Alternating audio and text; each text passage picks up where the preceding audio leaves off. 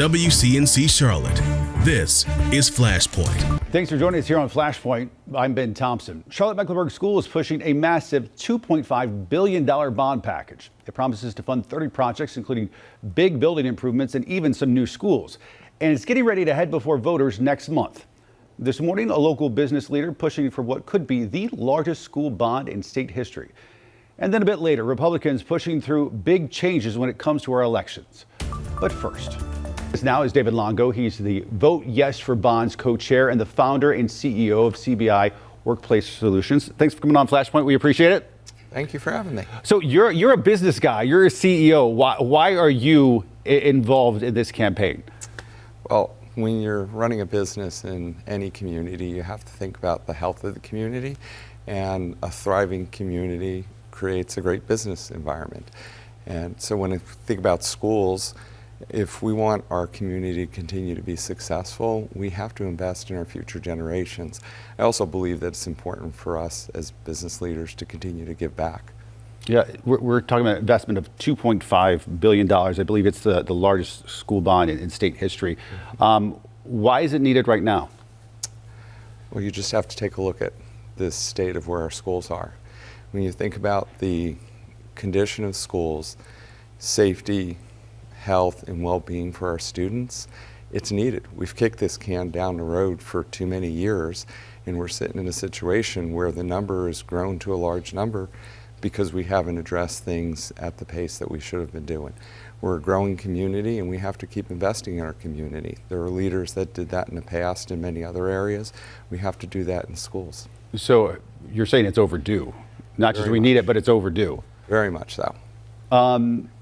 Several pastors I know have come out against the plan with concerns about what this means for taxes for folks who are barely making it by with a bond package of this size. Tax increases are going to come along with it. What do you tell people who are concerned about that aspect? Well, I think any time a community is considering asking its citizens to contribute more to it, we have to take those things very seriously and think them through. I think when we look at the need of the school system, the bond package could have even been significantly higher than it is.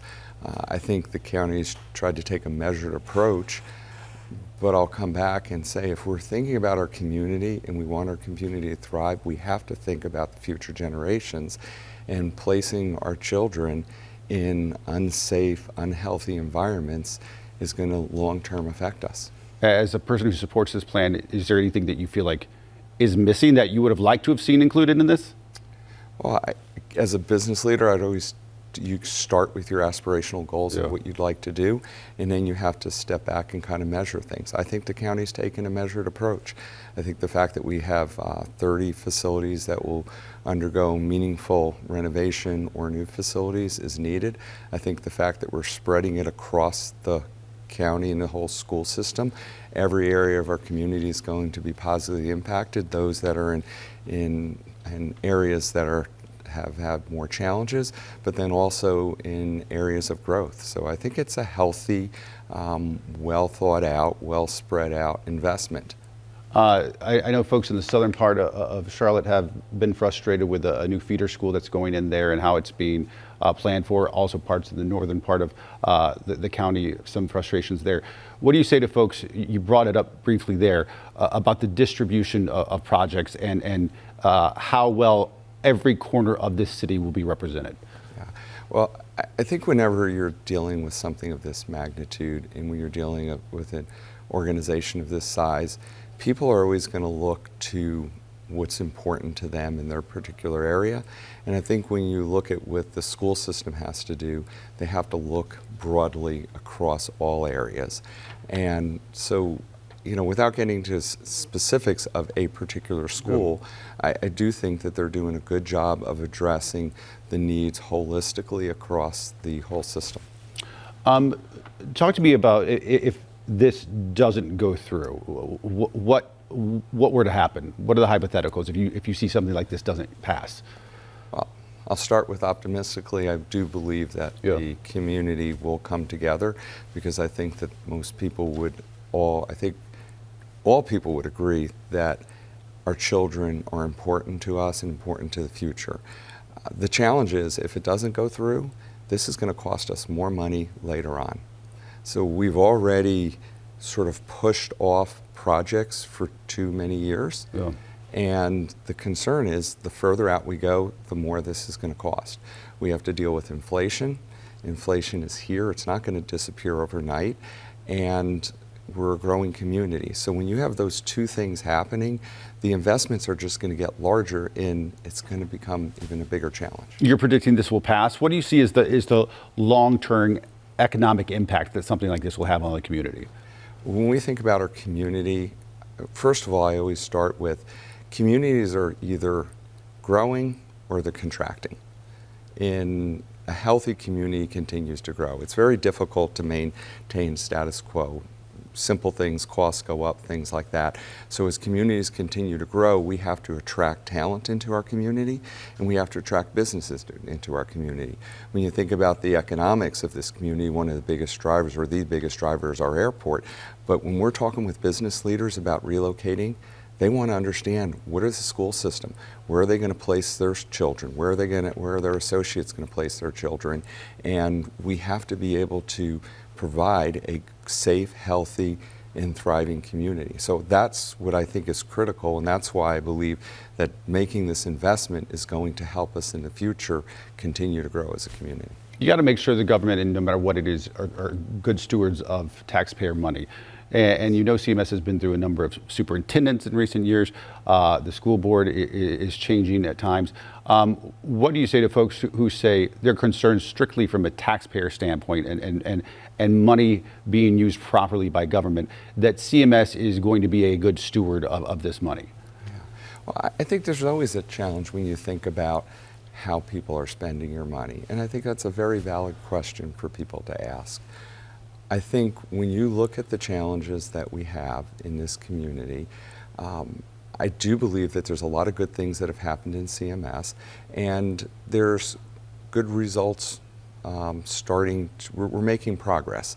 I think the pandemic impacted things, and certainly when you think about the number of students who could not be properly educated, it's very difficult to educate over a screen. So you saw some of the results from that, but that doesn't mean that we shouldn't continue to invest in our children. Speaking of, these might be two separate issues, but I'll be interested in knowing if you think they're related. You talk about the pandemic, learning loss. You've seen violence in some schools, and you see a lot of people being very critical of our public school systems in general, not just CMS, but public schools in general. And you have some people who say that our state lawmakers have not been supportive enough of local schools and CMS.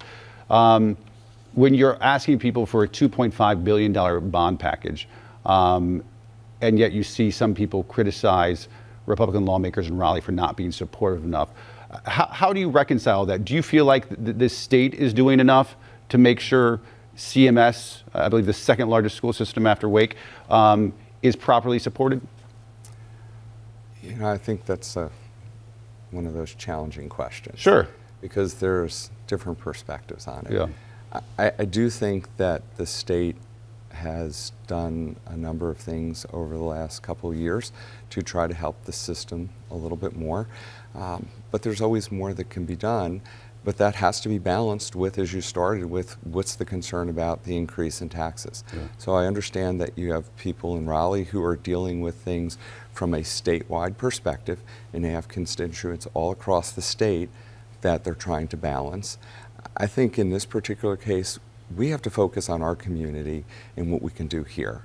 I can't necessarily change what Raleigh is or isn't doing, but in this particular case, with this bond campaign, we can positively impact our schools. We can create an environment where it is healthier and a safer place for our children to come together. When you think about community, think about parks, think about any areas, when children come into a school that is that the HVAC systems are not working properly, when the mechanical systems are so loud that teachers have to use microphones to talk in a classroom, when they have to relocate classrooms because of water intrusion, when principals have to be concerned about having people come into their schools because there's access challenges throughout the weekend and they don't know who may or may not be inside their building. And think about all those things and putting those children into that environment at a time in which we understand that we have to get children back into the school system.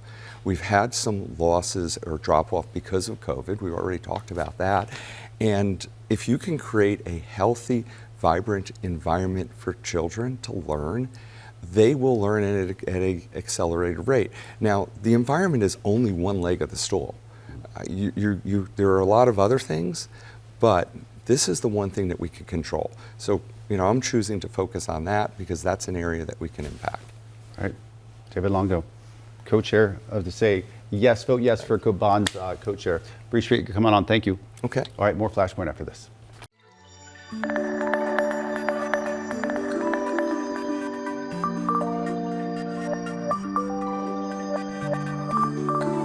WCNC Charlotte. Weather is a kind of science that you get to see and experience every day. And I think some people don't even realize how much it affects them. That weather has a huge impact on how it threatens your family, your livelihood, or your home. So I think it really is one of those defining things we do that really affects everybody in our community.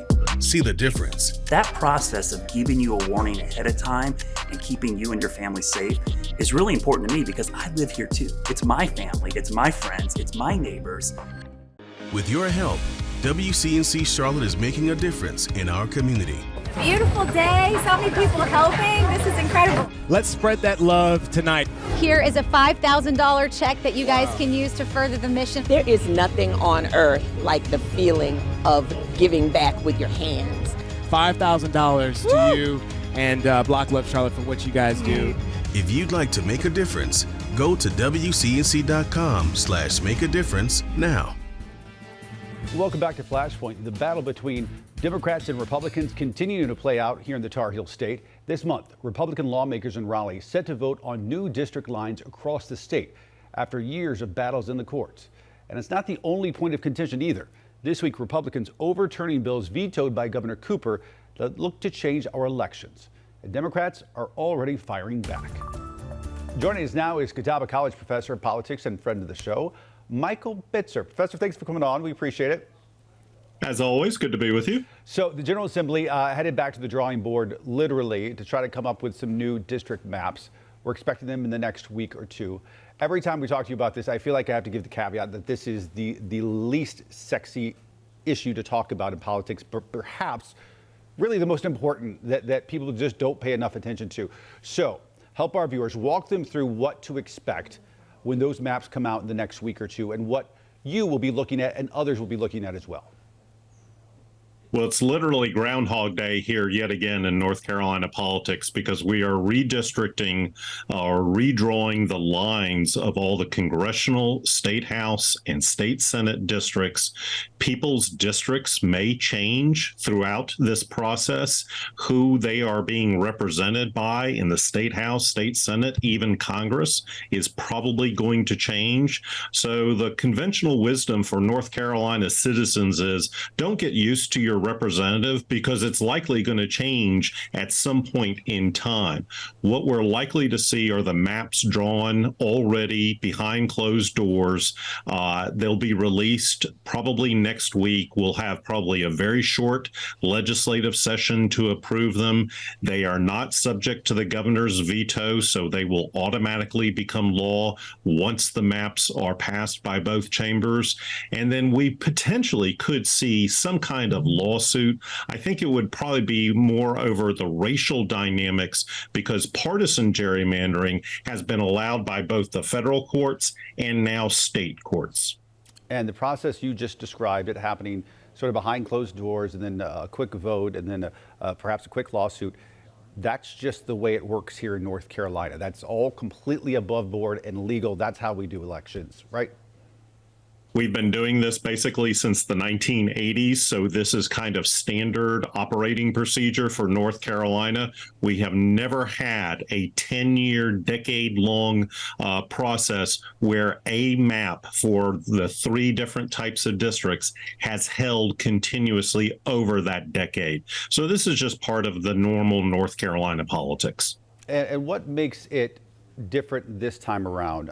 I know the maps that were recently passed, especially at the congressional level, were switched back. The state Supreme Court got involved last time.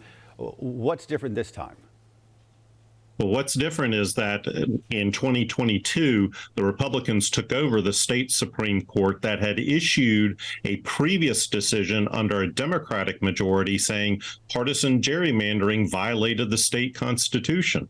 The Republicans took the case back up and basically said, no, the Democrats got that decision wrong. They misinterpreted the state constitution. This is not a partisan political issue best for the courts to deal with. So we're going to leave it up to the legislature to deal with this. So certainly I think what we're all expecting at the congressional map level is a switch from a 7-7 tie split in our congressional delegation, likely to 10-4, but they could push the maps even further to maybe 11-3 because Republicans need as many congressional seats as they can to buffer their very slim majority in the U.S. House of Representatives. So given the fact that Republicans are in control of the General Assembly, as well as the fact that they are in control of the state Supreme Court, I mean, you laid it out there, but what's keeping them from doing basically whatever they want with the maps? Nothing. I mean, they have carte blanche to do whatever they want in terms of drawing the districts to benefit their party over the Democrats. So this is likely we will see next week calls for the epitome of partisan gerrymandering based on North Carolina's maps. A slew of election laws passed by Republicans this week in Raleigh, loosening rules on partisan poll observers and tightening the rules for mail-in voting. Lawsuits immediately followed. Size up the new laws and the legal wrangling that we're expected to see. Well, certainly this is, again, the Republicans putting their stamp on the election administration process. Normally, this is a bipartisan, nonpartisan perspective and issue, but the Republicans have decided to do some major readjustments to election laws, like saying all mail-in ballots have to be in by election day. There is no more grace period for ballots to be mailed and postmarked on election day and then received. So certainly we have the lawsuits already in the hopper. We'll just have to kind of wait and see how those play out. But this is certainly a shift in how voters can participate. Poll observers, there's a little looser regulations around them as well. Again, this is all going to be subject to judicial review. And some personal news for you this week. A new center officially launching up there at Catawba College. It's going to be focused on studying politics here in North Carolina, promoting public service. You're heading up this effort. Why is this something that you think we need right now? Well, in our divided, polarized environment, North Carolina is kind of a microcosm of a lot of the things that we see in our national political environment. And I think focusing on this state's politics and looking and trying to understand those dynamics, but more importantly, focusing on what public service is. A lot of my students, some of them say they want to run for political office, but the vast majority of them say, I want to serve the public.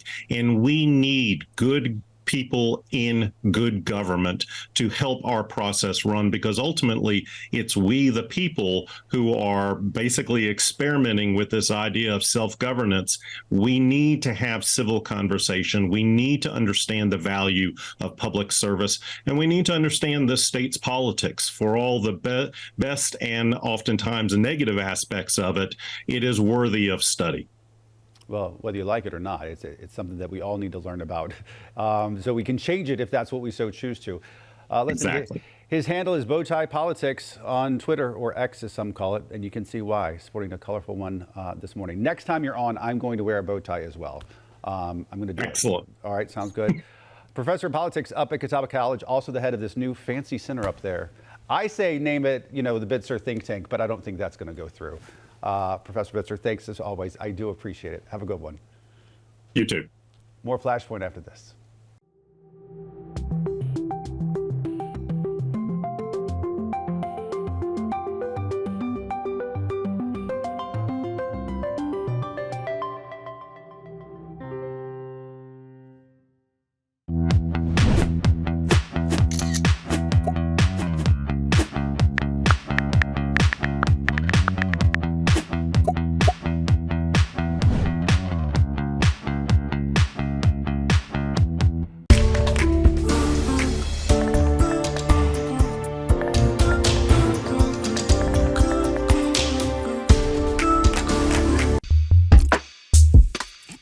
Connect the dots and let us clear up the confusion.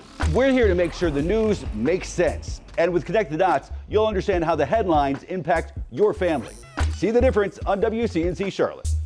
WCNC Charlotte. Weather is a kind of science that you get to see and experience every day. And I think some people don't even realize how much it affects them. That weather has a huge impact on how it threatens your family, your livelihood, or your home. So I think it really is one of those defining things we do that really affects everybody in our community.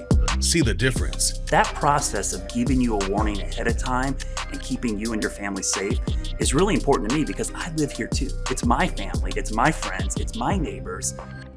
At WCNC Charlotte, we believe it is crucial to make a difference in our communities. That's why we go beyond just reporting the news. We ask, where's the money to hold the powerful accountable and get money back into your pockets? Our Verify team takes claims, finds sources, and gets you answers. And we're keeping you weather aware, making you safer and smarter. I'm Vanessa Rufus. And I'm Colin Mayfield. Join us weeknights at 5, 6, and 11 and see the difference for yourself. Only on WCNC Charlotte.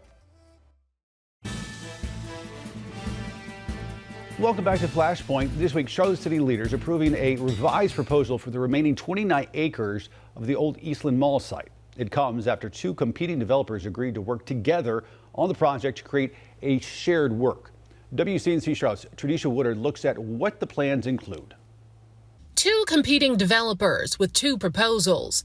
Now one team with one vision. Everybody's been fantastic and really come together in such a collaborative way. After 42 days of planning, both developers are now proposing to create the complex, a project they say is reimagined and rethought after merging both proposals together. It will be active with all these diversity of uses and bringing and giving people a lot of different reasons to visit Eastland Yards. The plan still includes a combination of space for both indoor and outdoor sports. We will still have soccer fields and the ability to host tournaments. Up to 6 soccer fields will be included. Again, this comes with community access for play and gatherings. They say they'll also have other things included like restaurants and retail, but some items did get the axe. One of the plans taken out of the proposal was the 18,000-person amphitheater. A hotel was also not included in the plans, but they say it could still be a possibility in the near future. I talked about having future phases that can accommodate more commercial. So just because you don't see it on the 29 acres doesn't mean that it can't happen here on this site. Now that city leaders have given the thumbs up and approved up to $30 million for reimbursement of expenses with things like public infrastructure permits, some are excited about the future of East Charlotte. Based on what I'm hearing today, which I think is we're moving in the right direction, I'm not sure there's a whole lot of turning back from here. Tradisha Woodard, WCNC Charlotte. More Flashpoint after this. Connect the dots and let us clear up the confusion. We're here to make sure the news makes sense. And with Connect the Dots, you'll understand how the headlines impact your family. See the difference on WCNC Charlotte. When did you know what you wanted to be? Hey Mom, the weather's on! WCNC Charlotte's chief meteorologist, Brad Panovich, always knew what he was meant to do. Right, don't forget your umbrella. In fact, he joined the American Meteorological Society when he was 13. Now Brad is all grown up. You can see him right here on WCNC Charlotte, making sure you're informed and safe. Hey, where did all my hair go? Experience the difference. When it comes to WCNC's chief meteorologist Brad Panovich, our viewers tell the whole story. Hey, if you're new to the area, this meteorologist is awesome. I always stick with Brad Panovich when it comes to severe weather. He's rarely wrong. You should follow Brad if you don't already. He's usually right on the money with his forecast. I don't look at anything else besides what Brad says. We are fortunate to have him here. Brad Panovich. Experience the difference with WCNC Charlotte weather. Wake up to the news that matters most with meteorologist and traffic reporter Chris Mulcahy. And we're all clear. We're keeping you smarter, safer, and on time.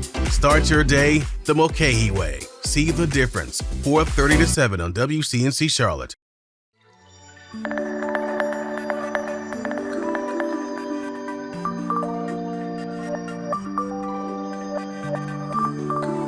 WCNC Charlotte. Weather is a kind of science that you get to see and experience every day. And I think some people don't even realize how much it affects them. That weather has a huge impact on how it threatens your family, your livelihood, or your home. So I think it really is one of those defining things we do that really affects everybody in our community.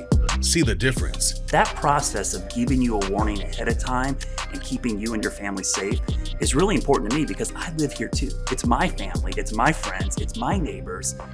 Verify. WCNC Charlotte. Verify is all about trying to make a difference in the community by making sure that the community has the correct information. This is what we know, and hey, this is what we don't know. Sometimes you're actually surprised by the answer. Verify the difference. Verify is a great way to combat that misinformation, making sure that people know the process of the reporting. With your help, WCNC Charlotte is making a difference in our community. Beautiful day, so many people helping. This is incredible. Let's spread that love tonight. Here is a $5,000 check that you guys can use to further the mission. There is nothing on earth like the feeling of giving back with your hands. $5,000 to you and Block Love Charlotte for what you guys do. If you'd like to make a difference, go to WCNC.com/make-a-difference now. Welcome back to Flashpoint. Folks, come interact with us on social media, Instagram, X, Facebook, you name it, we're there. If there's something you want us to talk about here on Flashpoint, let us know. And as always, you can listen and subscribe to our podcast. You can find it wherever you get yours. And we'll see you back here next weekend.